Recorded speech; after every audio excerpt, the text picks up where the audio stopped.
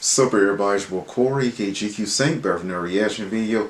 Yeah, just got back home. No one post always just busy doing some work and stuff, doing some exercise to make some more money because I'm saving up for something that you gotta put the work in. But anyway, still trying to do my best to make time for videos. Just ain't that many stuff to react to pretty much week. Anyway, decided to react to this video right now. Early analysis Death Battle. This is RWBY Rose is finally here. RWBY and Death Battle. I think we had another character in this not too long ago. I forgot the name. I think it's been a couple of years. And I think she lost. But anyway, if you're curious about this season, it's been a minute since I even saw. I think I watched it with my cousin once. I haven't seen too much of it. I just hadn't had the time. But anyway, don't want to bore you guys. Let's dive on in. You already know special request. Have a comment below. So I didn't do it just right. Hold on a second. I always like to check, make sure everything looks good right quick before I get started. That is. Don't want no mishaps, anything like that. What the, no, I didn't try to select that.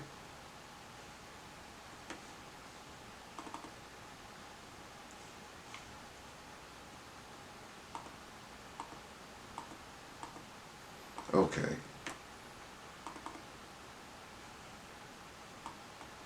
Okay, everything pretty much looks good now.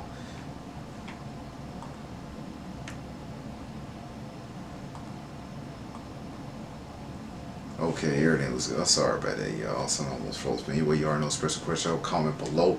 Let me know what you want to react to. Let me get to pull that back up again. Anyway, let's get it. I remember when Mama Boomstick read me bedtime fairy tales. Stories of heroes and warnings about eating those little berries and quicksand. Like so much quicksand. Yet in the world of Remnant, fairy tales are real. Here, huntresses do battle with monstrous Grimm, and there was nothing more exciting than that to RWBY Rose. Daughter to the world-renowned huntress, Summer, who disappeared.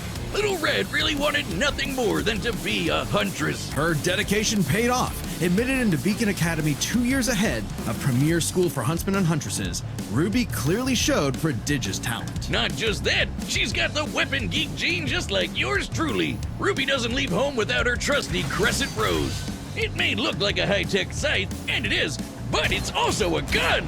RWBY made Crescent Rose herself. It's like a dance between Grim Reaper's Choice and a bolt-action sniper rifle. Like, okay, it's pretty cool. As huntsmen are locked in a never-ending waltz in their battle with the Grimm. Crescent Rose can switch between sniper and scythe at the press of a button. RWBY's an old hand at flinging and moving it exactly how she wants, despite it being, like, bigger than she is. How does she do it with those noodle arms? The girl can't even throw a punch. Well, she might not need to, given the strength of her aura.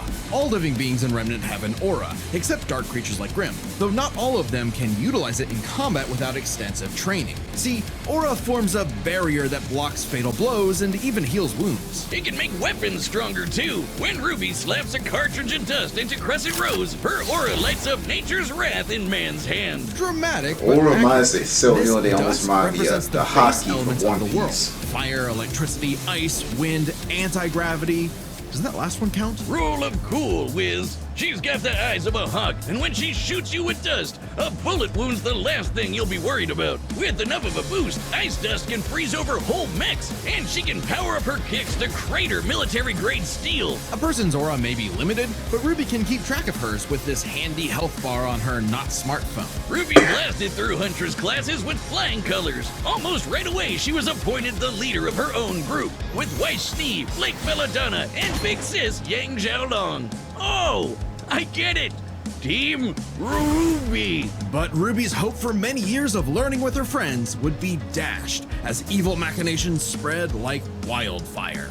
And with a flash of silver light, Beacon had fallen. RWBY's friends? Dead. Her school? Totally wrecked. Her sister?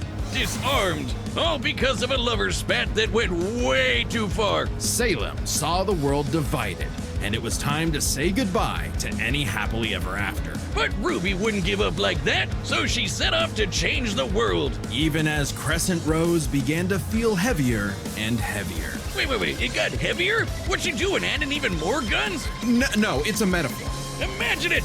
Sniper rifle, shotgun, machine turret, rocket launcher, 4 glams for the price of 1.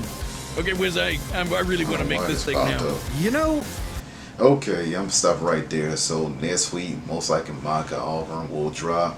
So I'm just kind of curious how they're going to do this. Are they going to do the previews then 1 week, then wait another week, then drop the full video? Because that surprised me what they did Godzilla versus Hulk. So yeah, I was all set to react to it. Like, well, guess we gotta wait another week. But hey, it's their own thing since they're doing stuff in different ways since they're independent now. And I don't think they. I think someone made comments. Want to comment? I got what a video I did. Said they're not going to take the super long break again. But who knows? Hey, they gotta do what they gotta do.